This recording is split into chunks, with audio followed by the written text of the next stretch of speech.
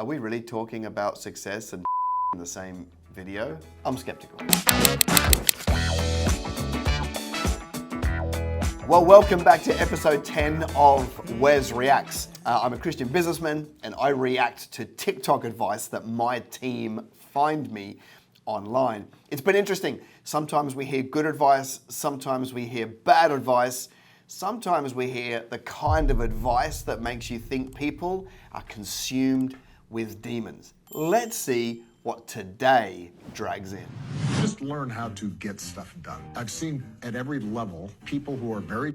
It's a bit hypocritical, isn't it? He could have tried that as a theory when he was in office. good at describing problems, very sophisticated in explaining why something went wrong or why something can't get fixed. But what I'm always looking for is, no matter how small the problem or how big it is, somebody who says, let me take care of that. And if you project an attitude of whatever it is that's needed, I can handle it and I can do it, whoever's running that organization will notice, I promise. Which is why I think with young people, you don't always need to be so impatient asking for the plum assignment. A lot of times the best way to get attention is whatever is assigned to you, you are just nailing. You're killing it. People will notice, oh, that's somebody who can get something done. And the second piece of advice, worry more about what you want to do rather than what you want to be. I think so often people have in their mind, I want to be congressman by 30. I want to make X amount of money by this age. The people I find that are most successful are the people who say, man, I'm really interested in computers and figuring this stuff out. And then they end up being a Bill Gates. Or I'm really interested in how to cure this disease. Maybe they don't end up winning the Nobel Prize, but you know what? They have an extraordinary career because they're just interested in the thing itself. If you are absorbed by what you're doing. And of course, if it doesn't work out, it's Trump's fault. But what I do like about what he's saying is we can set those arbitrary markers, right? I want to be a millionaire by 30 or a millionaire by 45 or a millionaire by 50. I want to have 9 stars, I want to have 6 offices. By those people, by the way, it's not wrong to have targets.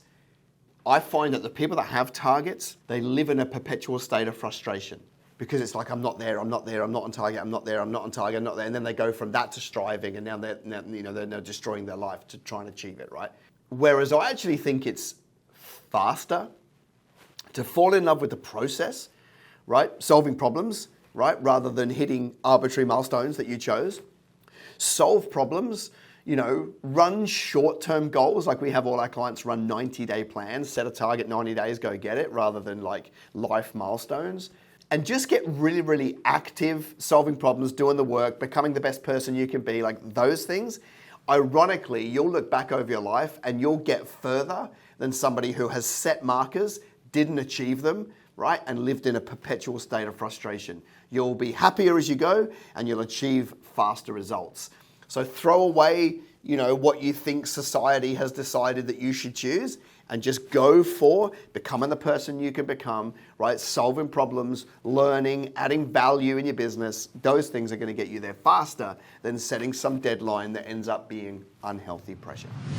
Advice I could give is that at the end of the day, if you're working in business, then you're working with people, and people, as long as you're good to them and actually care about them, everyone's a person, and life and business will be a lot easier if you are good to those around you. I've recently learned, and I definitely didn't know this 3 years ago, that it is more than okay to say no in business. I used to just feel like I had to pursue everything that came my way, and I got too excited about everything, but over time, I slowed down and I learned how to say no, and it's okay to say no. No is the most anointed word in the English dictionary, in my opinion, right? Your success will come way more from your no's than your yeses, right? It's like, and we all learn it the hard way, like this young guy. Because if you read Richard Branson's books, he says, say yes, figure it out later, okay? Now, he didn't do that at the beginning. He only says that now because it's very, very ear-tickly to kind of say that. Very entrepreneurial, very maverick of him to live out his brand in that way. But every time that I said yes to things and fractured my attention, everything went downhill. Why? Because there's only so much attention and focus I've got as a human. And I'm better off to put it on 1 or 2 things than I am on 16, right? And it's just never worked out for me, right? So what I do is I've got a very compelling vision for my life, right? Which is to see every kingdom entrepreneur seek first the kingdom of God, right? That's the vision. Everything must dovetail into that. So I'm not going to get caught up running all these other businesses off the side, because when you start this business, right, and you haven't built this business, then the money you lose here, you make over here, but you never get a net gain because you lost it and you made it, right? So you never move ahead in life. All you do is frustrate yourself and everybody around you. Get a clear vision, chase it down, get one business that's humming. That if you can build a business and get out of it and it runs without you, start a second one and a third one and a fourth one, right? But don't do it while you have competing interests. Have very clear boundaries about what you say yes and what you say no to, and stick to the no. So for me, in my life, a lot of people look at my life and think it's boring, right? Because I only do a couple of things in my life. I run the business, I hang out with my family, and I go to church. And I have no other competing interests in that, because at this stage of my life, I do not want to jeopardize my family on the altar of success. And everything I say yes to is going to jeopardize that journey. So I'd rather have the clear boundary and say no. I think that's a very, very important part of people that are successful. Are we really talking about success and P.Diddy in the same video? I'm skeptical. People don't realize that most people that are successful and earn a lot of money, they're really just doing their jobs extremely, extremely well. And that is a benefit of it. It just comes. And then it becomes something that you can use to help other people. Because there's but so much stuff you could buy, Then it becomes, it becomes what, it should be used for us to help each other and to make positive changes. That's right. Well, you've asked me to comment on his advice there. I think what we can learn recently is that he's an absolute disgrace of a human if at least 10% of the allegations are true. That'll unfold over the coming time. But his comment around, not chasing money, but chasing impact is very valid, right? My scripture says, read first the kingdom of God and all the other things will be added unto you. So it's about your focus. If you want to chase money your whole life, you'll get money and you'll be wildly unhappy. If you want to chase helping people's lives, building a great business, create an environment the team want to be in, right? Solving problems in the world, if that's your focus, then you'll make money as a byproduct and you'll have way more fun doing it. It does come down to focus and where you put your attention. And if you're sitting there right now watching this and you're just way hooked up on like the money you can make every single day in the short term and you've already spent it all and you know how this is going to play out, you're either really unfulfilled now or you will be soon. As somebody that's a little bit further down the journey, I can tell you that chasing money is an okay start to the journey because you've got to put food on the table and make rent, buy some investments. But it will not last, and the last thing you want to do is chase your financial vision and achieve it. Before you get to your financial vision, you will want to change your attention and put it on something way more fulfilling and way more impactful. Starting a company on my own and it being so big from the beginning, there's not a lot of room for mistakes. Every company has mistakes. They learn from them and they change them, but it's probably owning up to those from the beginning and just being honest and changing them in front of everybody. I'm the face to my brand, and I take responsibility for everything that happens. Yeah, so I'm not sure which one of the sisters this is, but there's a lot of wisdom in that, right? I think if you think about school, like the modern schooling system, like it teaches you so bad that, that like mistakes are going to destroy your life. You need to get A's and B's and not C's, D's, E's, and F's.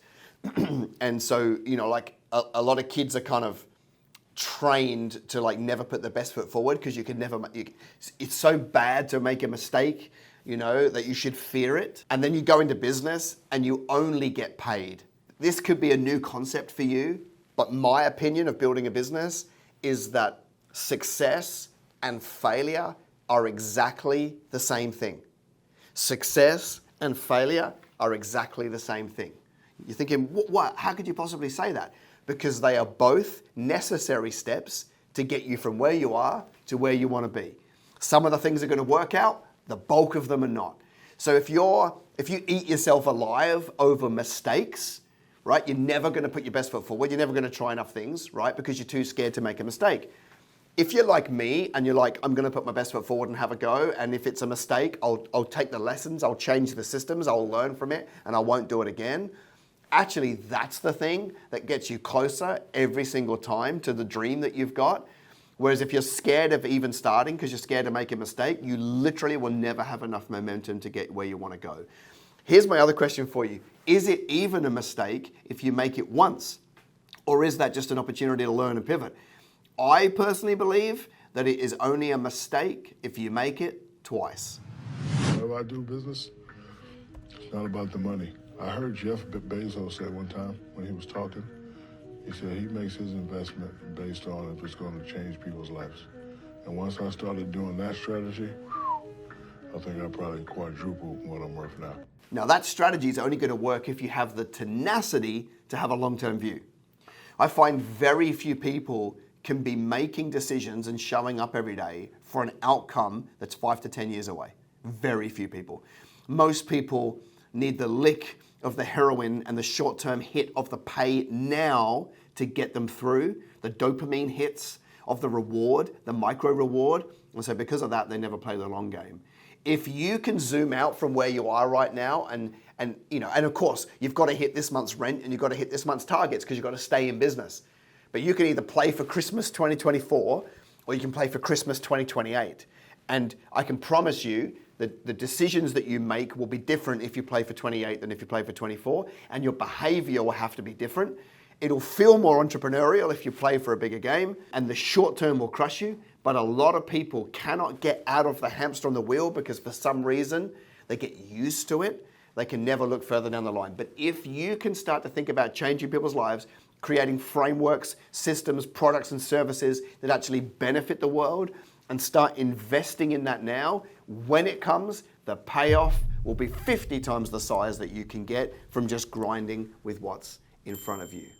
Good advice, Shaquille. Talk about the process of selling your mind frame and then your mind frame and buying it back. I mean, I bought it back because I saw there was an opportunity. I saw that the operators weren't operating it correctly. And so, I was like, let me get that back. I know what to do with that. And so, but as far as selling, we here for business. We here to sell things. Don't be so personally invested to a point when you don't know when to get out. That's at another level. You have to know when to sell, when to get out, because we have to generate wealth. The only way you can generate wealth is by selling some of your assets when they are at their highest level of profitability. And so don't be afraid to build a company and sell it and buy another company and sell it. And so that was my thing. If these companies that I have, at the end of the day, they're businesses, except for, like, I would say Revolt. All of those businesses, me as an entrepreneur, that's on my table. If I'm at 125th Street, that's on my table right there, Revolt, I'm like, no, I can't let y'all get that data, you know what I'm saying? So yeah, I would say at that point, I was just trying to build my wealth, and I had an opportunity with Sean John to build some wealth. And I was able to sell it, and God blessed it to come back to me full circle. So that, watch out for Sean John, y'all. Well, he's exactly right. You make more money selling a business than you do running it, but you obviously lose your cash cow when you sell it.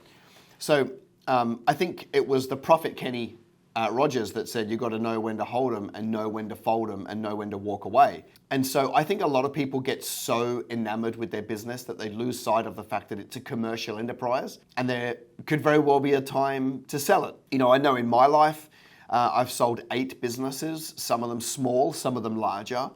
And I've released that equity, which has allowed me to do more things in my life. And I made more money selling them than I did running them. So there's definitely a time for that. Here's the caution of what I would say. You should always have one business, right? Keep a core business, right? Because that's the core business that feeds you every day, every week, every month.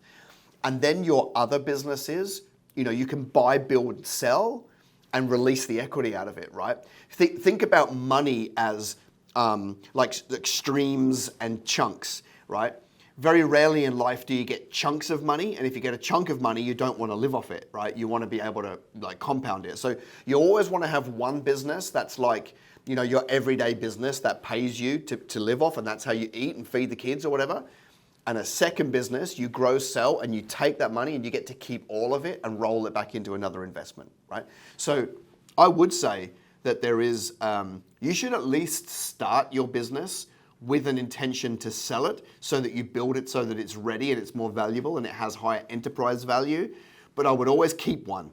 Obviously, you can make a lot of money, build a business, build it really high, sell it, take a year off, do it all again. There's plenty of people that have done that in the tech space, but it's very rare.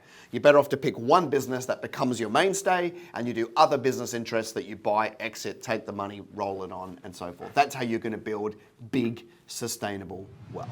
I don't know if there's a golden rule. I can tell you this, that I believe anything is possible, right? I live in the world of possibility. And I also believe that we can accomplish anything with our two hands and just putting in the work with our two hands. And also, you hear this often, but it's really, really true. You got to find something. If you love what you do and be passionate about what you do and find something that you can be passionate, like, it really helps. You know, it gives you that motivation when you wake up in the morning.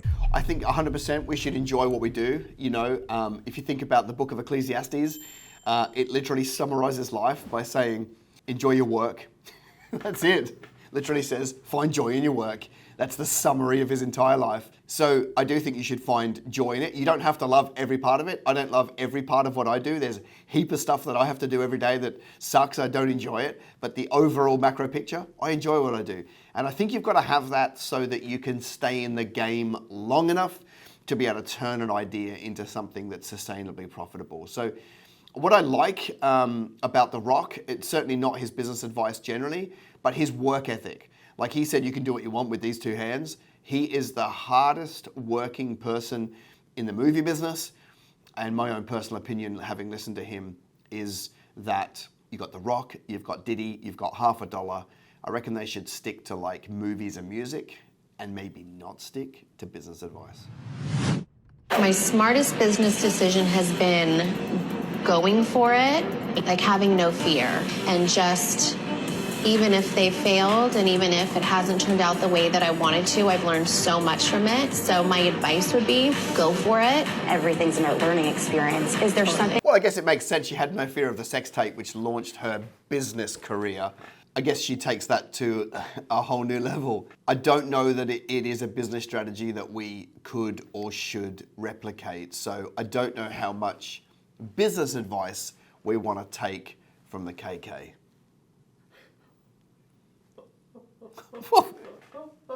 That's brutal. Next one. Well, that's the end of episode 10 of Wez Reacts. Interesting this week, mostly not business people, maybe business people as a byproduct of their career in Hollywood, right? Or in sports, which is a lot of fun. Hey, I want to get the feedback from you. What was your favorite piece of advice? Put it in the comments below. And also, if you find some other advice out there that you would like my 2 cents on, then put it in the comments. My team will find it and we'll put it in episode number 11. All right, love ya. See ya.